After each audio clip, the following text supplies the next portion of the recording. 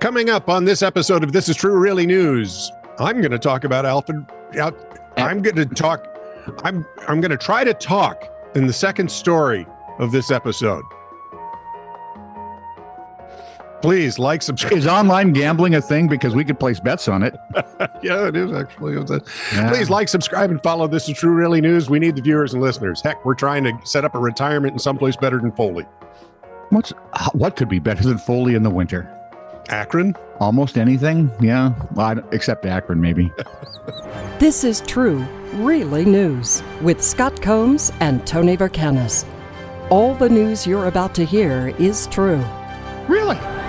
as far as you know. I have two sports stories for you. Okay. Do you want the good one or the bad one? I'll give you the inspirational one first, because that way we can end with the bad one. Oh, good. And I mean bad. The only reason I even saw this was it mentioned Wapaton, North Dakota. Oh. It is the home of the North Dakota State's, I thought it was the School of Science. Now it's called the College of Science. Mm. That's where my sister went to get her hygienist stuffy done. Oh, okay. Okay. I think They suffered vaguely. yeah, I remember you talking about it. Yeah. Before. Okay. They suffered a heartbreaking loss Yep. in early September. They were stopped at the goal line as time ran out, and that kind of put a jolt into their national championship ambitions. And wouldn't you know it, you know how teams get after they've had that happen, right? Well, yeah. They're crushed. Yeah. Emotions are all over. Yep. And yet a backup defensive lineman stepped forward with a little pep talk, and it was a very little one. Ray Russell told his junior college teammates, quote, "Forget it. Focus on the rest of the season and things will work out." That Short and to the seems point. wise to me. One of his teammates said, Ray just came up and said, it's not really failing, right? He said, we just have to put the emotion to the side, and we got the rest of the season and playoffs to show who we are.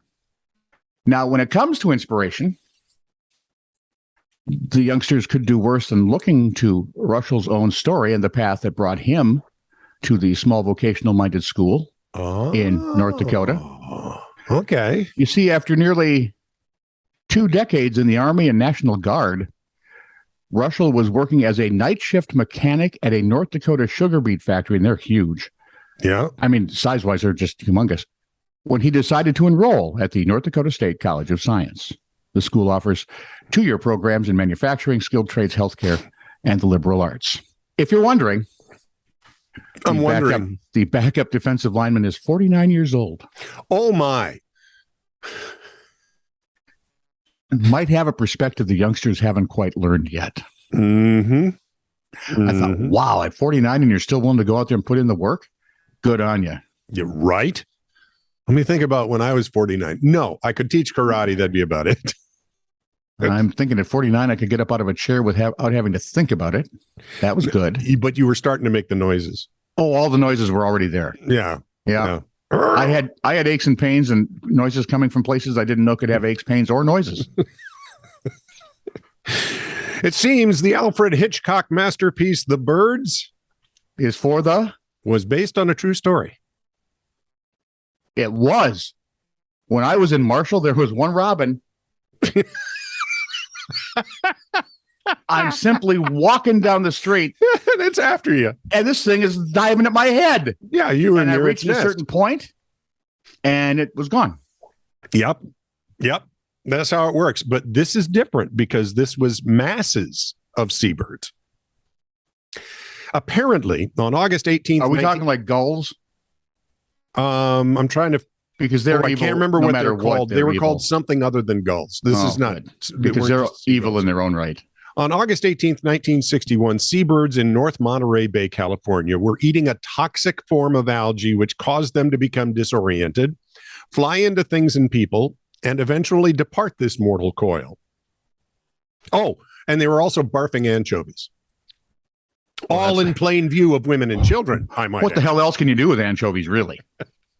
Hitchcock lived in the area, heard about the event, followed up with the local newspaper.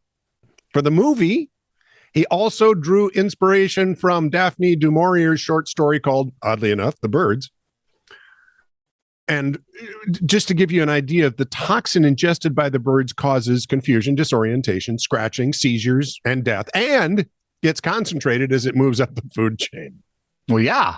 It also affects mammals. Uh-oh. Humans can contract life-threatening amnesic shellfish poisoning, which causes humans to forget the names of shellfish and die. So be on the lookout for forgetful mollusks and the like. They're a sure sign Alfred Hitchcock is at work near you. Exactly. All right, we had the fun sports story. And we know in sports radio, the aim is to win. Yeah. And if you're not quite good enough to win fair and square, what do you resort to? Cheating. Thank you. Now, I was hoping for a list from Adi of all the best cheaters in sports history, but that would be stupid because the best cheaters never got caught. And they never told anybody either. Exactly. Right. So I have 5 of those that just weren't that good. My favorite, I'll save my favorite for last. Number 5, the Spanish Paralympics team. In the 2000 Paralympics, the Spanish team won the gold medal in basketball. It should have been a moment of celebration. Yeah, absolutely. Instead, it turned into one of the biggest farces in the history of the Paralympics. The Spanish team had a significant advantage over its competitors. 10 of their 12 players had no disabilities whatsoever. For Pete's sake. If that was... Why would you bother? Exactly. Let it be the pure sport it is, and let those... If that wasn't bad enough, things soon got worse. They discovered that 2 Spanish swimmers and 1 table tennis player also had no handicap or disabilities. And they weren't alone. Russia had also sent its competitors with no disabilities, too. Maybe they just didn't read the rules. Do you remember the dirtiest race in Olympic history? No. 1988, Seoul, South Korea, men's 100-meter race. Ben Johnson, a rising star. We just did a story on John. Hang on. Yep. Finish this, and then I'll tell you that. He broke the world record in the 100-meter dash with an astonishing 9.79 time. Yep. The world could barely believe their eyes. Johnson, of course, being a quiet and reserved man, said this record would stand for at least 50 years. And he was close. It almost made the week. I'll never forget that. Turned out that Johnson had pumped himself full of steroids. The banned kind. Yeah. And in case you're wondering, 6 out of the 8 runners in the race, besides Johnson, ended up testing positive for doping, which is why the Seoul 100-meter final now simply has a rather different name, the dirtiest race in Olympic history. Now, here's why that's ironic. Thursday and Friday, last Thursday and Friday, I put up 2 shows that were classics from 22 years ago. Were we alive back then? Yeah, I was just a child then. It must have been like, 10? But one of the stories was Ben Johnson, and he was in Rome. He had $4,000 in his pocket. He was going to get money changed. A gypsy woman and her daughter approached. While the little girl asked for money, the woman robbed him. He sprinted after them, but could only catch the little girl. And Tony's remark. How the mighty have fallen. Okay, continue on. I just thought that was cute. We're at number 3. Yeah. 1970s. Boris Onashenko was one of the most famous athletes in the Soviet Union, probably worldwide if you noticed Olympic sports, right? Right. He was a 3-time pentathlon winner and renowned as one of the best fencers in the world. So we go to the Montreal Olympics, 1976. Onashenko seemed unbeatable. I mean, it's as if he was doing this with magic. He was just rolling. He must have had, said one, a magic sword. So one competitor became a little suspicious as he was apparently scoring points for attacks that the guy knew he never landed. Okay. As it turns out, Onashenko's sword wasn't magic. It was a technological marvel. He had rigged the sword's pressure sensing mechanism so that he could give himself points by simply pressing a small trigger. What does that prove? What does that do for you? Well, it proves that Soviet technology was pretty good, I guess.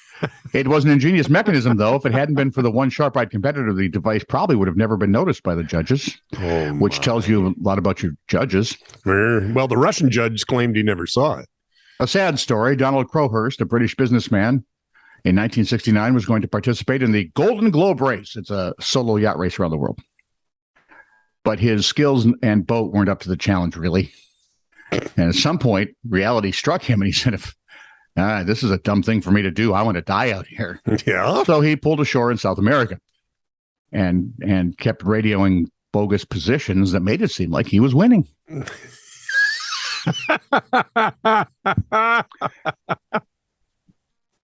And everybody else is going, how's he doing that? 1969. He's in a dinghy.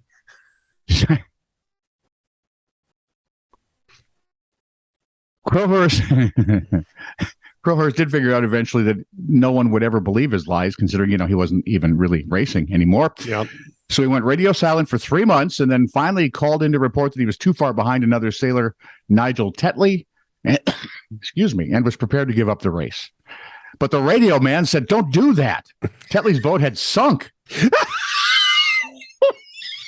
Crowhurst was now going to win. And now, how's he going to do that? Here's where it gets sad. Yeah. Crowhurst did not want to live the rest of his life with the brand of liar and cheat. Yeah. And since he had all that ocean, he just sailed off into the sunset. He threw himself overboard. Yeah. You may have guessed the body was never found.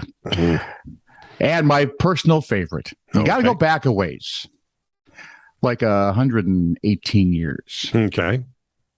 Franz Lohr was an Olympic marathon runner, sort of. That might be an exaggeration. He was a bricklayer by day back then. Okay. He could probably beat the average Joe in a long-distance race, but an Olympic-level runner, no. But there he was. So despite not really training at all, he arrived, and it was a different time for the Olympics, okay? Mm-hmm. Despite not really training at all, he arrived first at the finish line of the marathon race in the 1904 Olympic Games in St. Louis. You're astonished, I can tell, because he didn't actually run there. Around the 9-mile mark, Lohr brazenly hopped into a car that carried him over the next 11 miles. If you're counting, that makes 20 now covered. He then got out and leisurely jogged the last, 6.2? Yep. He didn't even attempt to be discreet about it. He was waving to the other runners as he went by them in the car. Somehow or another, he actually sort of won the gold medal for about 10 minutes, I'm guessing. Yeah. He was stripped of that, and he didn't really care. He said it was a pretty funny joke, though. He enjoyed himself. Good for you. Good thing he didn't throw himself in front of a stampede. Richard Walker, 32, has become something of a sensation after serenading customers at the London Liverpool Street branch of McDonald's. For the past few years, he's been building a repertoire of hits that he sings to his customers who call him McMC. To what? McMC. Got it. His TikTok and Instagram accounts are blowing up, as you might imagine. One popular clip shows him passionately belting Montel Jordan's "This Is How We Do It" for customers. People can be seen taking video and waving their hands in the air. Now, here's the kicker. People are coming from all over the world to see him. At McDonald's. In London. Tourists from as far as Australia have come to catch a glimpse of Richard singing the hits. Well, let's be honest. It's Australia. There's not a lot of entertainment. Yes, there is. Take a look at their political situation. That's true. He reminds folks. But if you can't see the humor of the absurd, you're in trouble. He reminds folks. Now, I still make burgers, look after everyone, and deal with unruly customers. Popping on a song is a good way to distract everybody, gets things moving, creates good vibes, and keeps the peace. More often than not, the performances result in sing-along, and he's received messages of thanks from customers for his positivity. It is the most popular McDonald's in London. I'd have never thought of that. Just sing to him. As a matter of fact, now that I heard it, yep, I've still never thought of that. Right. This is true, really news. Send email to TITR@netradio.network.